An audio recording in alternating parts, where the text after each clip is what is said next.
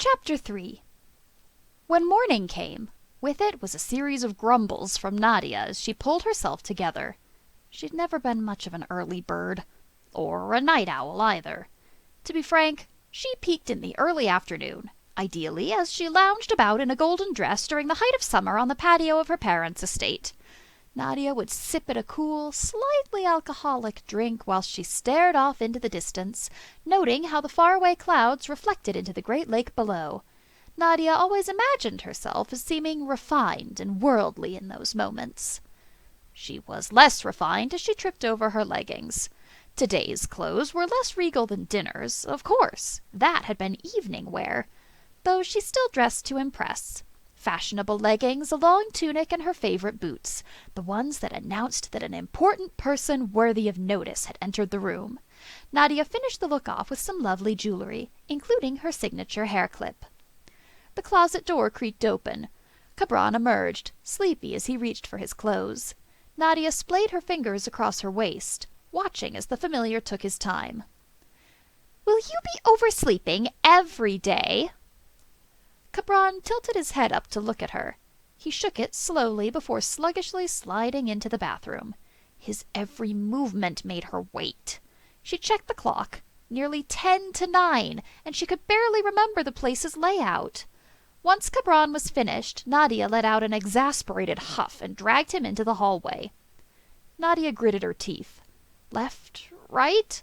Or had it been right? Yeah?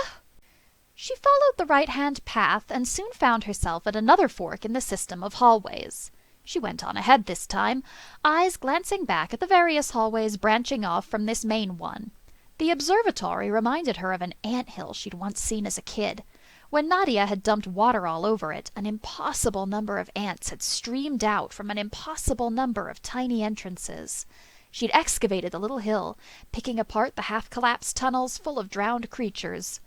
It was one of her less sanitized memories of a freer time before her talents had been discovered. Nadia let out a sigh of relief as she wandered into the dining hall. Only a few people were there. Gav, Xian, and her familiar, a girl Nadia vaguely remembered being named Fabula, and a man Nadia hadn't seen the night before. Fabula let out a squeak as she dropped a metal platter to the floor.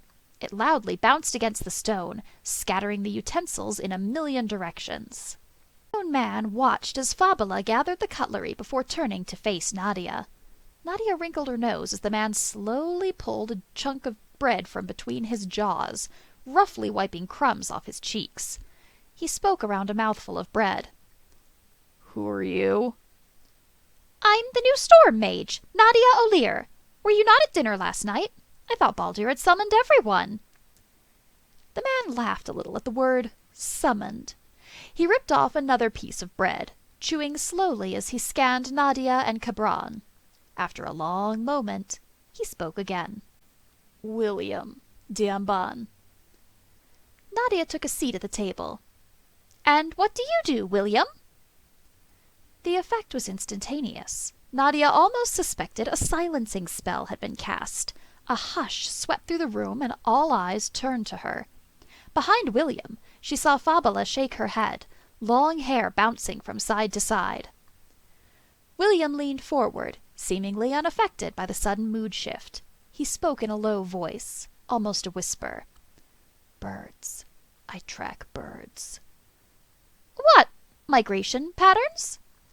A fresh ciabatta was placed between the two, long arms blocking William from view. Nadia turned up her head to face the chef, Gav. Gav shook their head ever so slightly before pulling away. Gav, right?" "Gavovenya. But yes, do call me Gav. Everyone does." "Could I have a dish for my familiar?" "Oh, of course. Just a moment." Nadia turned back to William. Is he supposed to be the resident oddball? This rude man in desperate need of an etiquette lesson. "So, birds. That's fun." William ate more bread. It seemed as if his plate was heaped solely with white bread rather than any of the oatmeal, scrambled eggs, cereal, different bread types, or canned peaches placed around the table. His glass was filled with plain, room-temperature water. Nadia eyed the loathsome plate as she filled her own, though the other food was rather lacking compared to her usual meals back home. If she closed her eyes, she could almost smell the roast duck absolutely drowned in honey that she loved so dearly and missed so much. Gav returned with the dish, gently placing it on the stone floor. Nadia supposed they meant only to avoid a mess rather than being considerate of Cabran. She couldn't really understand why everyone at this observatory seemed to give familiars such respect, or, in Marina's case, disdain, rather than using them as they were meant to be. As she slid a hand between Cabran's horns to give him a gentle scratch, she saw William's eyes follow the movement. "Meet my familiar, Cabran. He's a high constitution mountain goat, perfect for storm magic. I mean, how is one to channel lightning if they have a weaker familiar whose heart could give out at any moment?" The mysterious William dug into a backpack hanging off the chair. He pulled out a thick novel in a language Nadia, surprisingly, didn't recognize, one with thick, curly letters. As he settled in, thick boots propped up on another chair, Nadia turned her attention to the others. "All right, I read you loud and clear." Although friendly, it seemed as if the breakfast crowd, if it could be called a crowd, was a quiet bunch. With Gav and Fabula in the kitchen, the only other person out here was the healer, Shialn. Shialn dug into a plate of scrambled eggs, whispering every now and then to her familiar. Tumfti? Tumfti. Odd name. Nadia was almost grateful when Fabula slid into a seat next to her, ready to chatter away. "You're the storm mage! Ooh, another weather nerd! Oh, my skies, we're going to be such great friends! Tell me, what's your opinion on ball lightning?" "My opinion on it? It's a type of lightning." "Yes, but you're a storm mage, not a regular old storm expert like me. Well, general weather expert. I do love a nice rainstorm, though. But Nadia, can I call you Nadia? Do you think ball lightning is actually a random event of nature, or is it more magical in its origin? It was only recently that ball lightning was classified as a type of lightning instead of, flying elemental spirits in ball shape." Nadia, nervous smile plastered on her face, held up a finger as Fabula finally took a moment to breathe. The woman nodded eagerly as Nadia put down her fork and tried to summon the energy she always channeled in class discussions. Across the table, William was still deep in his book, and though Shialn's familiar spared a glance, it seemed as if this was entirely normal. "Ball lightning is lightning, not magic. Well, no one knows for sure what causes it, but it's not magical in nature. If a mage were to try and detect magic in the area while a ball lightning were present, there would simply be no traces of magic. The natural world can be very strange." Fabula leaned forward, voice low. "What about star trees?" "Star trees?"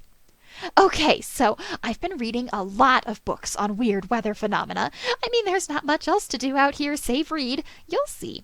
So, star trees are often mistaken for ball lightning, but they're not quite the same thing. Star trees look like, well, trees, but made of bluish or purplish lightning, and spread out across the sky or across big structures like the mast of a ship. People used to think they were spirits." She whispered the last part, as if wary of any ghosts eavesdropping. "I'll have to research this more thoroughly, and I'm not a necromancer, but I don't think that's magical either. Find me a lightning type that turns into an animal, or rain that swirls into actual arcane symbols. Then we'll have something to discuss." Nadia rose from the table, Cabran standing with her. "Well, this was a lovely meal. My compliments to Gav, and to you as his helper." There, helper. "Oh, and I mean, we'll see how you do tomorrow. I hope you can cook a mean stew. Balder told me he's busting out the beef tomorrow." "Me?" Fabula cocked her head to the side. "Yeah? Haven't you seen the chore wheel?" "No." Nadia squinted at the obnoxiously colored wheel, hideously bright shades popping out at her. Around the outside of the wheel was a ring of chores: chef's helper, defense training, sweeping, stock keeper, and enough for nearly everyone to be busy. Nadia shuddered as her eyes passed over laundry duty. Her chore for tonight, after dinner, would draw to a close, and everyone else would head off to bed. No way. Capron, have you ever done laundry? Capron shook his head, more focused on staring out the window. Nadia let out a moan as she spun about, surveying the rest of the lounge, as Fabula had called it. It was a nice room, mostly comprised of couches and low coffee tables. A large window showcased a blank expanse of snow. Snow. Good snow. Just always the same. By now, after her long journey to the observatory, Nadia was getting very sick of snow. A tragic fact, considering winter had only just begun.